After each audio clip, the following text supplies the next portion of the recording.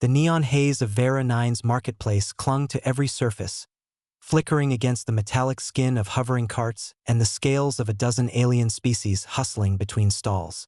The air smelled of fried synthfish, ozone, and something faintly like burnt socks, a combination that made the human man wrinkle his nose while trying to balance a stack of crates labeled fragile, contain quantum flux eggs. His foot caught on an errant anti-grav tether, sending one crate wobbling dangerously.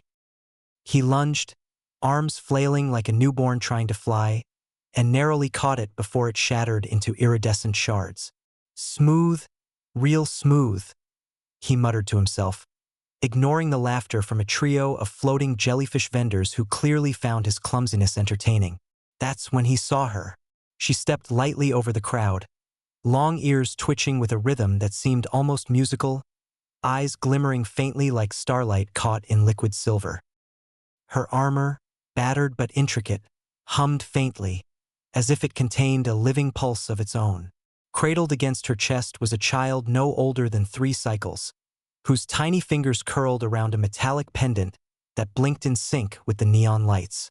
The woman's gaze locked onto him, piercing yet tinged with exhaustion, and she gave a small, desperate bow. "Please, buy me and my baby, human?"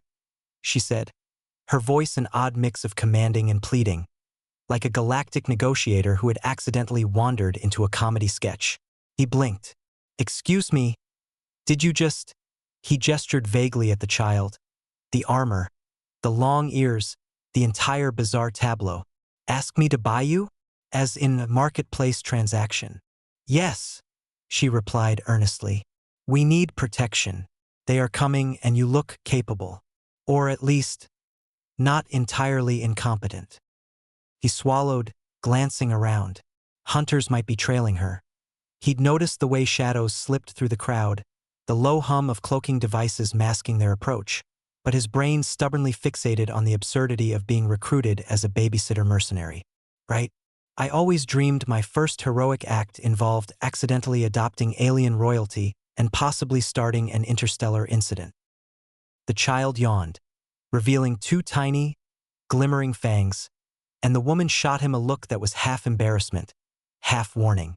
"Do not underestimate her," she said. "Or him."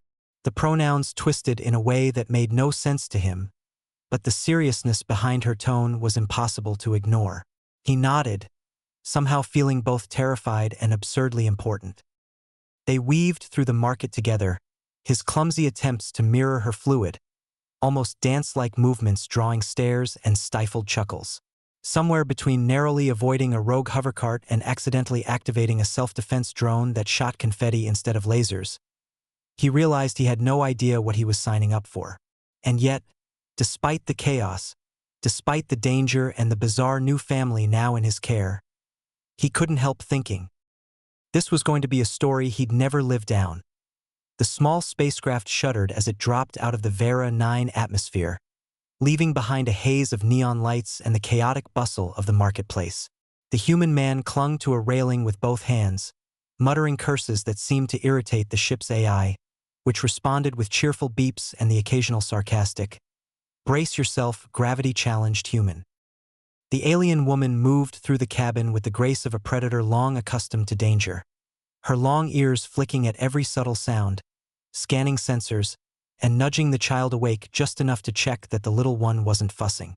The child blinked sleepily, eyes glowing faintly, then promptly spat a small holographic projection from the pendant around their neck, which accidentally lit up the ship's dashboard in a miniature constellation map. Honestly, it's like traveling with a tiny cosmic GPS that insists on showing constellations in 3D, the man muttered, trying to pull a panel closed that the child had apparently decided to decorate with blinking lights.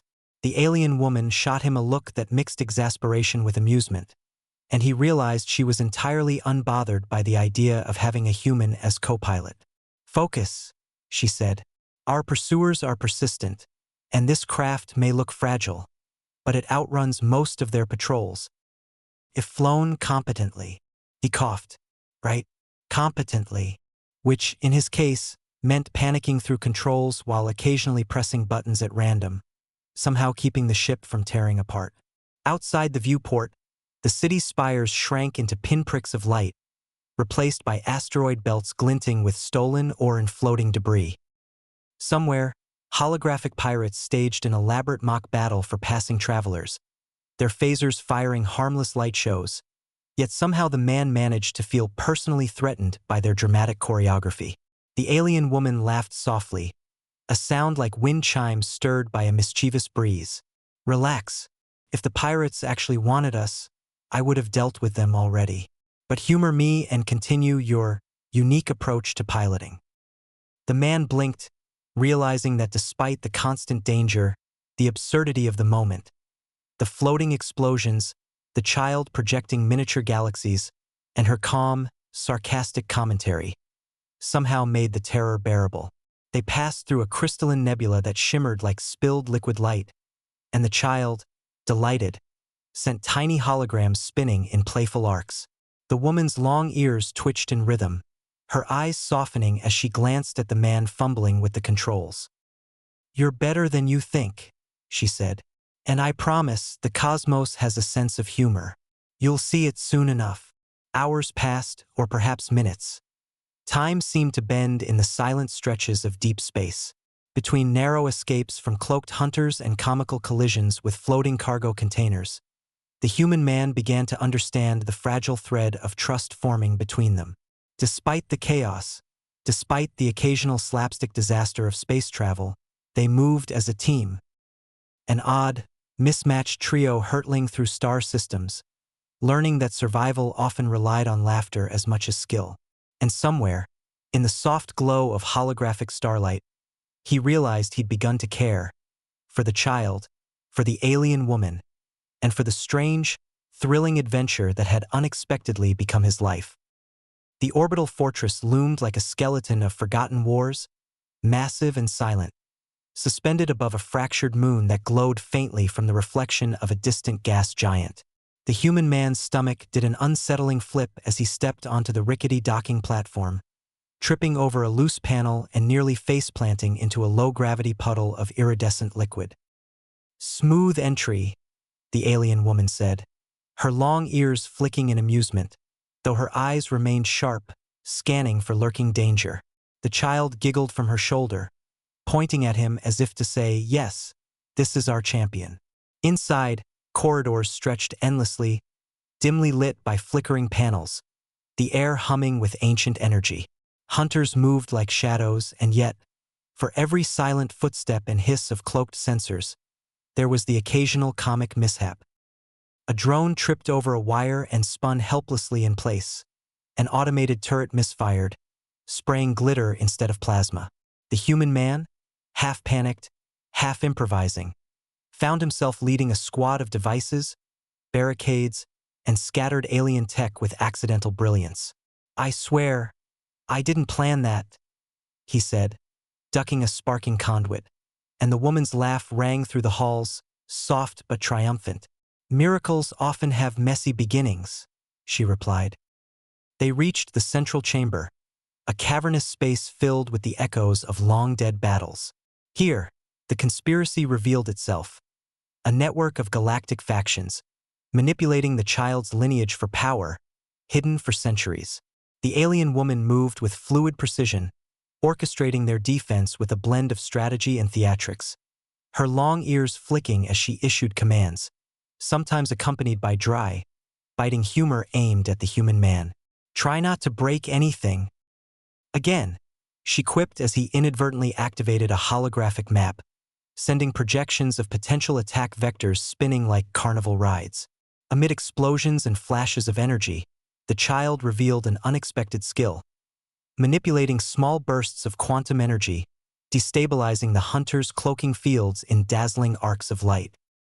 The human man, finally embracing his accidental competence, coordinated with her in synchrony, improvising traps and using the fortress's old defenses to their advantage.